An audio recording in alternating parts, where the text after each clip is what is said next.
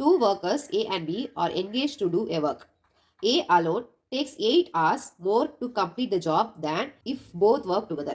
அப்படின்னா என்ன கொடுத்துருக்காங்கன்னா ஒரு ஒர்க்கை ஏயும் பியும் சேர்ந்து பண்றாங்களா சரியா. இப்போ ஏ மட்டும் அந்த ஒர்க்கை தனியா பண்ணாருன்னா இந்த ஏபி ரெண்டு பேரும் சேர்ந்து பண்ற டைமை விட 8 hours ஜாஸ்தி எடுக்கிறாராம். Okay, if B worked alone he would need 4.5 hours more to complete the job than they both work together. இப்போ பி மட்டும் ஒர்க் பண்ணாங்கன்னா எவ்வளோ ஜாஸ்தி எடுக்கிறாங்க, 4.5 hours ஜாஸ்தி எடுக்கிறாங்க எக்ஸ்ட்ரா. ஏ எவ்வளோ எடுக்கிறாங்க, 8 hours எக்ஸ்ட்ரா எடுக்கிறாங்க. ஓகேவா, what time would they take to do the work together. இப்போ ஏபி சேர்ந்து பண்ணாங்கன்னா எவ்வளோ நேரத்தில் பண்ணி முடிப்பாங்க, இதுதான் கொஸ்டின். கிளியர் தானே. இப்போ ஏபி ஒரு 3 hours ஒரு வேலையை பண்ணி முடிக்கிறாங்கன்னா ஏ வந்து என்ன 8 hours ப்ளஸ் அந்த 3 hours, பி வந்து 4 hours ப்ளஸ் அந்த 3 hours. ஆனால் நமக்கு ஏபி என்ன நமக்கு தெரியாது, அதான் நம்ம கண்டுபிடிக்கணும் சரியா. ஓகே, இப்போ நம்ம என்ன பண்ண போறோம்னா ஏயும் பியும் சேர்ந்து அந்த ஒர்க்கை முடிக்கிற டைமை நம்ம எக்ஸ் ஹார்ஸ்னு எடுத்துக்கலாம்.